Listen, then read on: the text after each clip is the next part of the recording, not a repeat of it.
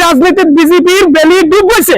কিন্তু এতিয়া হেমন্ত বিশ্ব শৰ্মা ডাঙৰীয়াই এতিয়া এটাই মানে কুটকৌশল অৱলম্বন কৰিছে।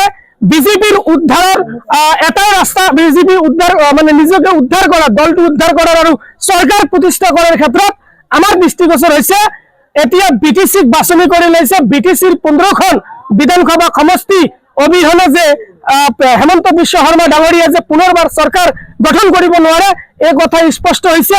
এই ক্ষেত্ৰত মই এই চাগতে ধৰ্মীয় সংখ্যালঘু মুছলমান সমাজক আহ্বান জনাইছো যে এই বিজেপি চৰকাৰখন বা NDAৰ লগত মানে যিবিলাক দলে সহযোগী হৈ আছে, বিশেষভাৱে হাগ্ৰামা মহিলাৰী ডাঙৰীয়াই যোৱা বিটিচি নিৰ্বাচনত বিভিন্ন ধৰ্মীয় সংখ্যালঘু মুছলমানক প্ৰতিশ্ৰুতি প্ৰদান কৰি ভূমিৰ প্ৰতিশ্ৰুতি প্ৰদান কৰিলে, বিভিন্ন 5টাকে গ্ৰান্টি প্ৰদান কৰিলে, কৰাৰ পিছত সংখ্যালঘুক এনেকুৱা দেখালে বিজেপি বিদ্বেষী এটা নিৰ্বাচন হাগ্ৰামা মহিলাৰী বৈতৰণী পাৰ কৰাৰ পিছত যেতিয়া হাগ্ৰামা মহিলাৰী নিৰ্বাচনত নিৰ্বাচিত হল, লগে লগে বিজেপিৰ নেঙুৰত ধৰি তেখেতে চৰকাৰ গঠন কৰিলে।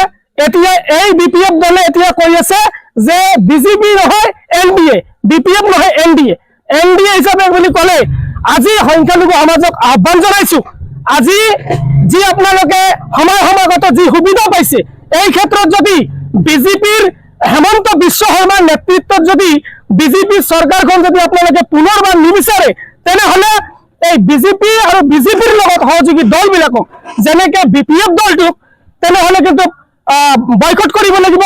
যেনেকে অসম গণ পৰিষদ দল আছে, অসমৰ ধৰ্মীয় সংখ্যালঘু মুছলমানে অসম গণ পৰিষদ দলটোকো বৰ্জন কৰিব লাগে। এই সমান্তৰালভাৱে UPPL দলটো যি এটা নাটকীয় ৰাজনীতি চলাইছে এই UPPL দলটোৰ মানে স্থিতি স্পষ্ট কৰিবলৈ মই আহ্বান জনাইছো। তাৰ কাৰণ UPPL দলটোৰ কোনো স্থিতি মই দেখিবলৈ পোৱা নাই। হাগ্ৰামা মহিলাৰীৰ এটা দেখিবলৈ পাইছো যে আমি NDA, এতিয়া BPF নহয়, এতিয়া হাগ্ৰামা মহিলাৰী NDA বুলি কয়। তো যিয়ে নহওক, যদি ভাই NDA এইটো আৰু BTC পৰীক্ষাদীয় নিৰ্বাচন নহয়, এইটো অসমৰ বিধানসভা নিৰ্বাচন। গতিকে ধৰ্মীয় সংখ্যালঘু মুছলমান সমাজক মই আহ্বান জনাইছো, যদি আপোনালোকে হাগ্ৰামা প্ৰীতি দেখাই যদি পুনৰবাৰ হাগ্ৰামাৰ BPFক ভোট প্ৰদান কৰে তেনেহলে কিন্তু পুনৰবাৰ হেমন্ত বিশ্ব শৰ্মাৰ নেতৃত্বত যি অসমত বিজেপি চৰকাৰখন আহিব, ঘূৰি আকৌ পুনৰবাৰ এই চৰকাৰৰ জৰিয়তে কিন্তু BTC তথা অসমত ধৰ্মীয় সংখ্যালঘু মুছলমানৰ ওপৰত পুনৰাই অন্যায় অত্যাচাৰ আৰু অবিচাৰ পুনৰাই কিন্তু চলিব।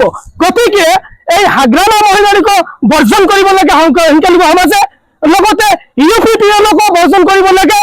UPPLৰ যি মানে স্থিতি স্পষ্ট নহয়, আৰু লগতে অসমৰ যি আঞ্চলিকতা দলৰ নামত যি বিজেপিৰ লগত বিলীন হৈ যোৱা, বিজেপিৰ চুটুলুপিত টোটেলি বিলীন হৈ যোৱা দল এটা এই অসম গণ পৰিষদ দলক অসমৰ সংখ্যালঘু মুছলমানে বৰ্জন কৰিব লাগে।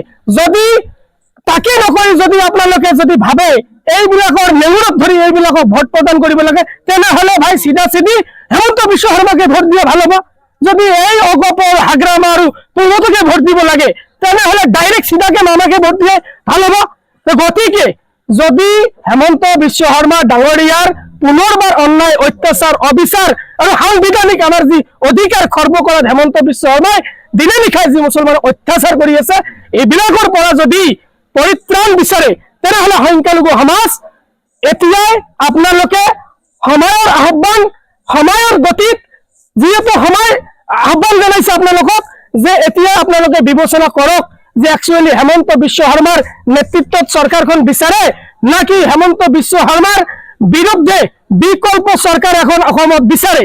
যদি বিকল্প হেমন্ত বিকল্প বা বিজেপি এন্টি বিজেপি এখন চৰকাৰ যদি বিচাৰে তেনেহলে এই হাগ্ৰামা, এই প্ৰমোদ বড়ো, এই অসম গণ পৰিষদ এইকেইটা কাগজ বৰ্জন কৰক, নহলে কিন্তু পুনৰাই কিন্তু আপোনালোকে এই জাবৰ যন্ত্ৰণা কিন্তু ভুগিবলৈ কিন্তু আমি সাজু হ'ব লাগিব।